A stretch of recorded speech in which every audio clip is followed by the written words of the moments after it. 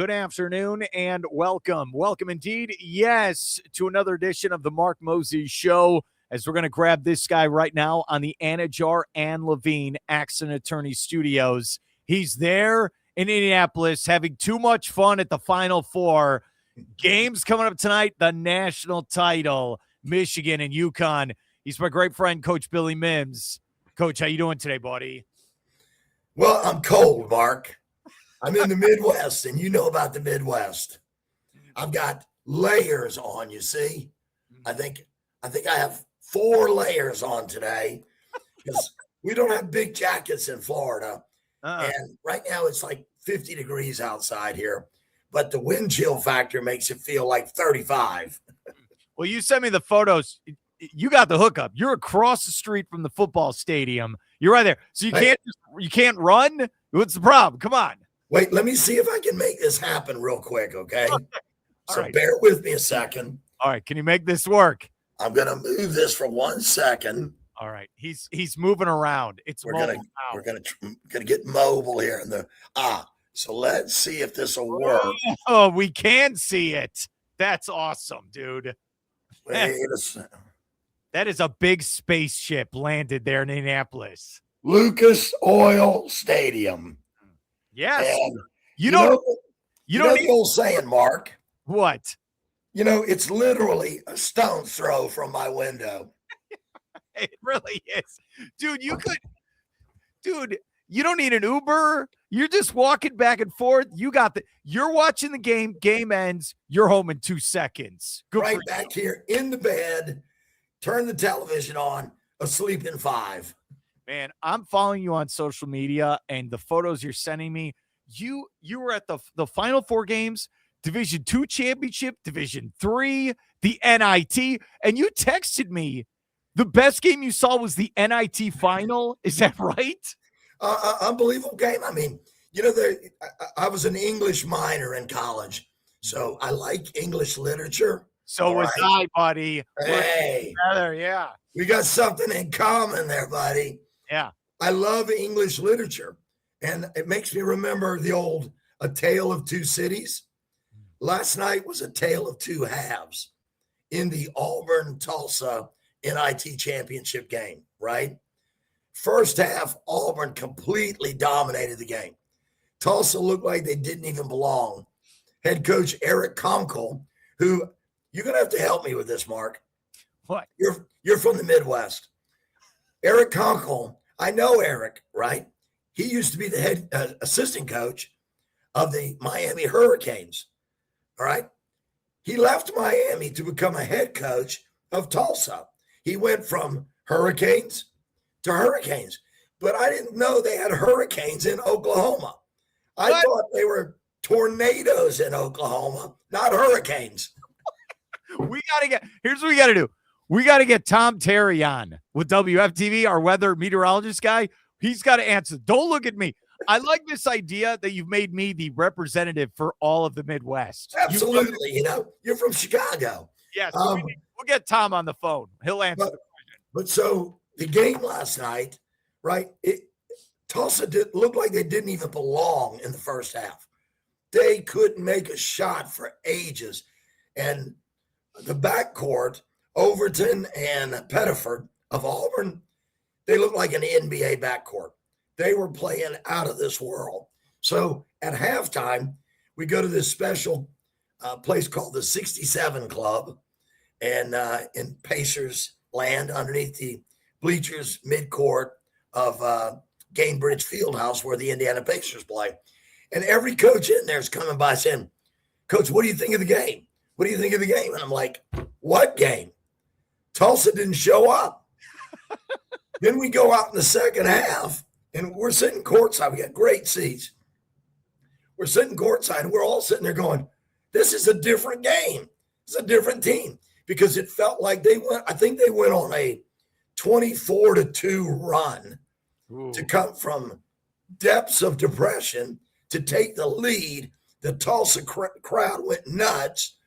They ended up taking the lead, thought they were going to win it. They had a 5-point lead late in regulation. But Charles Barkley was sitting courtside a few feet away from us, and he was in pain as he was watching his beloved Auburn Tigers blow a 20-plus point lead. He was in pain, right? Then he started standing up and cheering. The Tulsa fans started telling Charles to sit down and to get off the referees. So it was such a classic. It was entertainment, I'm telling you. I love your voice. I'm going to try to help you here. Your voice is going out, which I understand. I noticed something in the story also. So if you follow Coach at the Final Four, he's like 3 miles away, and Coach has good seats, and he's still 3 miles away from the court. Notice he does the name drop. Oh yeah, by the way, we're courtside at the Pacers. I think did you prefer those seats compared Absolutely, Mark. Absolutely. But the funny thing was, right? So when all this pandemonium's going on and Tulsa's come back, they have all the momentum in the game. And all of a sudden, then what happens is guys that are going to be in the NBA step up.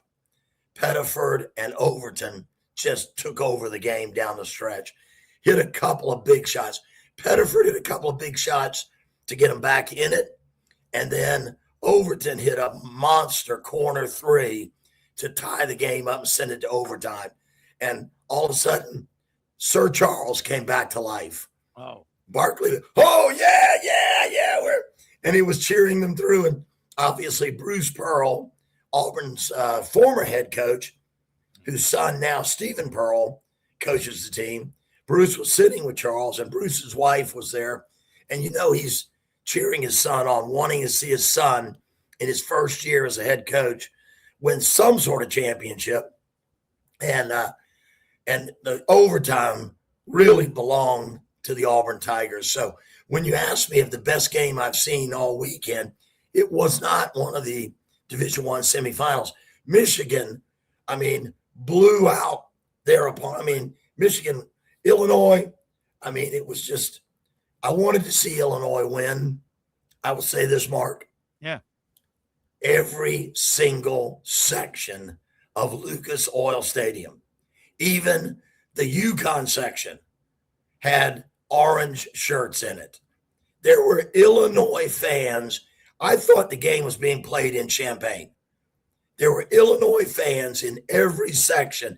That's the only sad thing about seeing them lose, because, man, tonight's game would have been incredible if the entire city of Champaign had come over to see their Fighting Illini. So that was kind of disappointing. But, Michigan played a tremendous game. UConn played a tremendous game. Everybody's saying that going into tonight's championship game, can UConn really compete with Michigan? Because Michigan have a loaded lineup. There's no doubt. Yeah. UConn have, obviously, Alex Caravan, who's been there for like 25 years playing at UConn. The other day, how many times do you see a current player get his number hoisted into the rafters? Alex Caravan did, okay?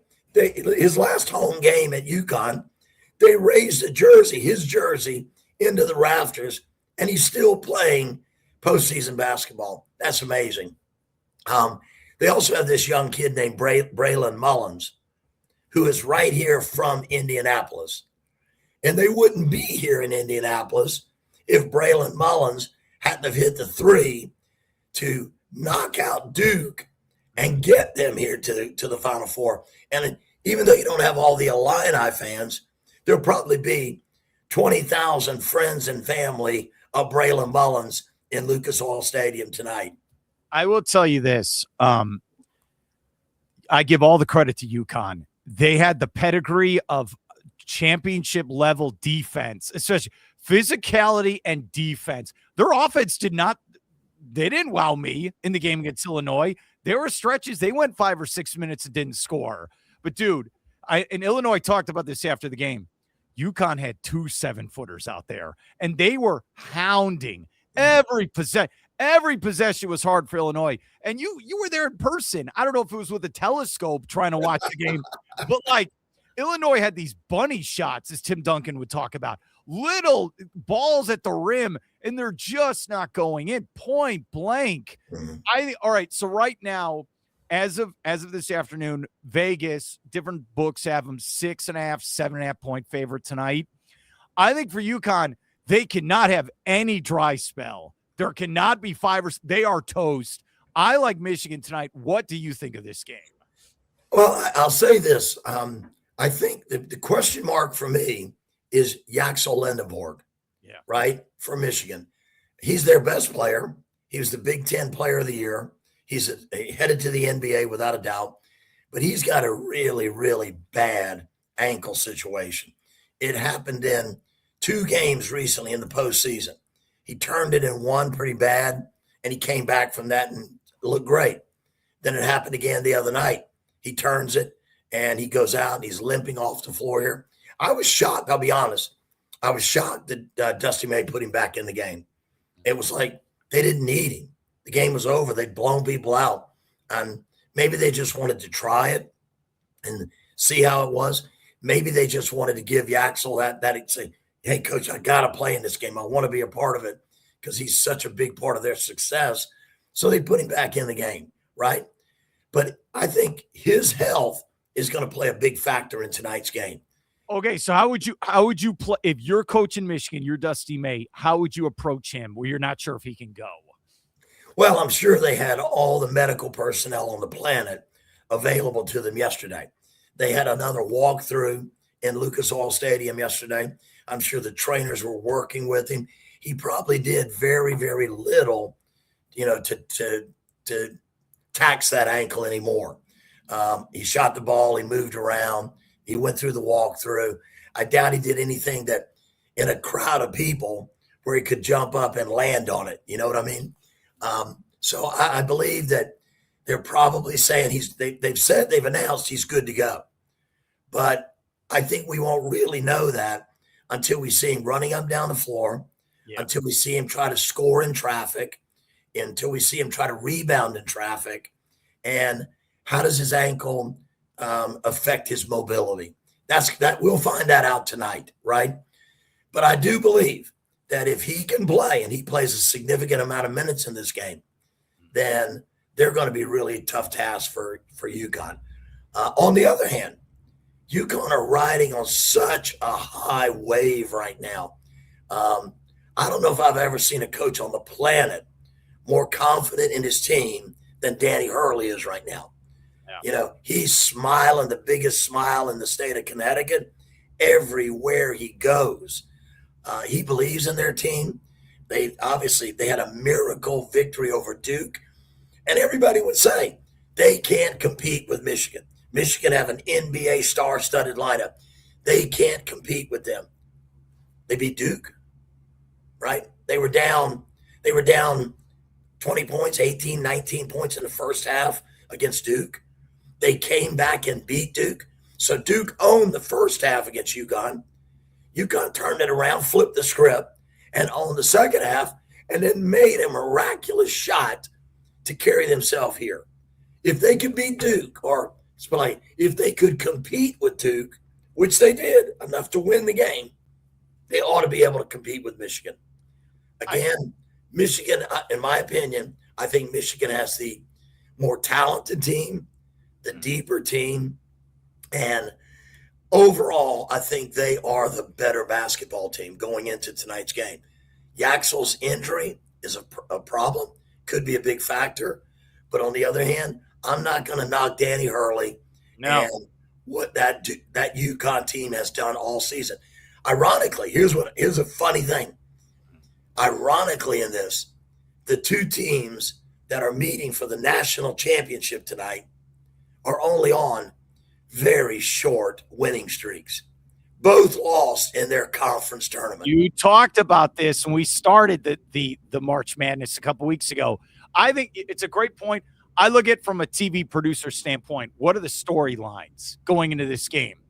Number one, UConn has a chance to win 3 and 4 years and to really solidify themselves as a dynasty and a mega blue blood, because I don't think they get the same respect Kansas, you would say North Carolina, Duke, Kentucky. But if they can win this one, that takes them to the next echelon.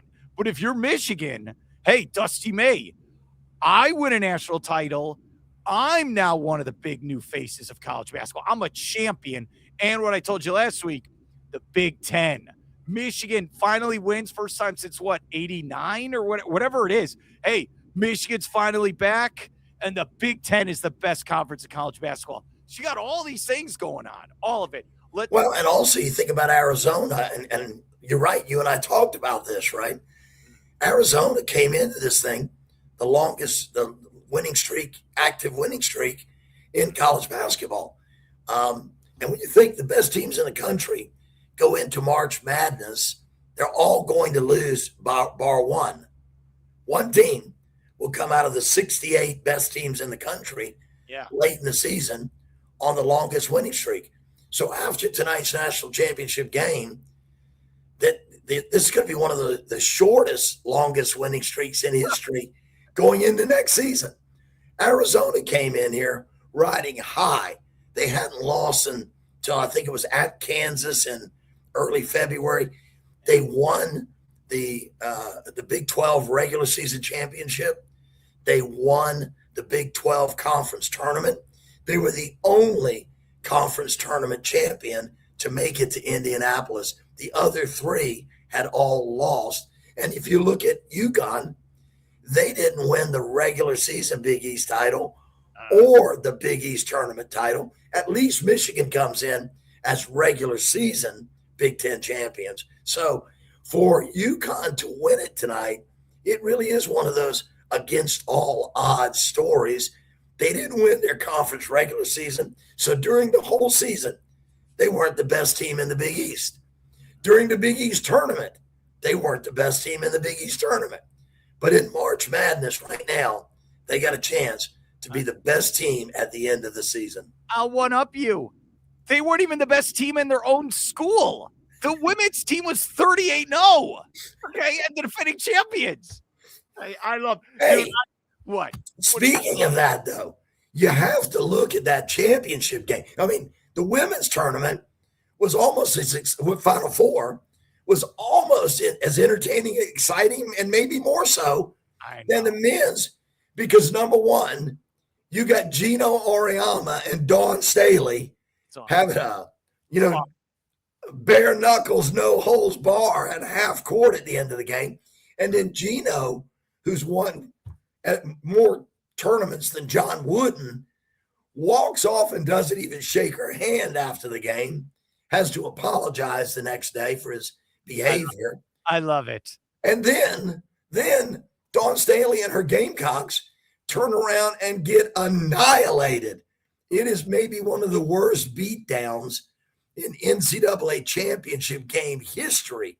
I mean, it looked like UCLA was playing a high school team. I was watching the game with my family yesterday, because especially my mom. She's like, well, I got to see Dawn Staley now. She's all on the Dawn Staley bandwagon. Yeah. And we all wanted her to actually fight Gino because I think she'd take him in a fight. I think she would. And my thought process was, oh, man, that was a beatdown. What if Gino would have lost UCLA? Who knows what he would have done then if he got embarrassed like that? Well, I've got to say this. I even though I'm from South Carolina, and I'm a Gamecock fan. Yeah. I was pulling for UCLA to win. What? And I'm gonna shock you on that. I know, right? What? The reason I was pulling for UCLA, one, because I'm standing out here in Indianapolis, and I walked past right before the start of the game, and I did watch the game. Right before the start of the game, downtown Indy, I walked past a statue of John Wooden, and because he's from Indiana originally, and I'm going, oh gosh, that's an omen right there. John Wooden statue, Indianapolis, Indiana native, greatest coach in the history of college basketball. UCLA are going to win today. And secondly, Sienna Betts and her sister Lauren Betts, two of Sienna, obviously MVP of the NCAA tournament, MVP of the Big 12 conference. This year. Big Ten. Big Ten, sorry. How about the Big Ten? Trying to connect myself, okay? Correct myself. Big Ten Player of the Year, Lauren Betts. Okay, she's 6'7". She's certainly going to have a tremendous WNBA, European International Pro career. But why am I saying all this? Her father, Andy Betts, was a 7-footer that I knew quite a few years ago from England. And when I first got to Leicester to coach the Leicester Riders, Andy Betts reached out to me because he was developed in the Leicester Riders youth program. And that's the team that I took over and helped them win their first pro championship in club history. And that young 7-footer at that point had already gone to the States. Her dad, Lauren and Sienna Betts, their father, was a tremendous player at Long Beach State University, where he met their mother. They got together, got married, had a few kids, 2 which are famous UCLA players right now. And his son is 15 years old, Dylan Betts. Their younger brother plays for Team USA, right? Under 15, Team USA, under no, he actually plays for either the under 16 or under 18, Team USA, as the youngest player. He's 15 years old and he's already like 6'9". And already people are talking about him as an NBA prospect. That's awesome. My connection with Andy Betts and his amazing children that have carried on Dad's tradition of being a very talented, tall basketball player made my heart swing and pull for UCLA. I'll just end with this. I know you got another game you have to go to. It's nonstop. There's an old episode of Martin with Martin Lawrence from the 90s from Fox where they're putting on some type of basketball tournament. And the joke is Martin's a sexist pig in the episode where he doesn't think women should play in the tournament. So then it's the best. It's so great to watch now. So Gina's girlfriend gets a hold of this. So she gets a hold of Team USA women's basketball. So then they show up in the tournament and it's Dawn Staley, Lisa Leslie, Rebecca Lobo, and they embarrass Martin as friends. It's so great. Okay. So when I watch that and then I think of Dawn, oh yeah, she'd take Gino. Oh, she'd take him. And go watch those old Dawn Staley Virginia highlights. Oh man, she could ball. All right. She could. 5'6". Don't mess with her. She was great. All right. Thank you so much for coming on. Good luck watching the game, and I'll get you on later this week to recap. Thank you, Mark. Always a pleasure.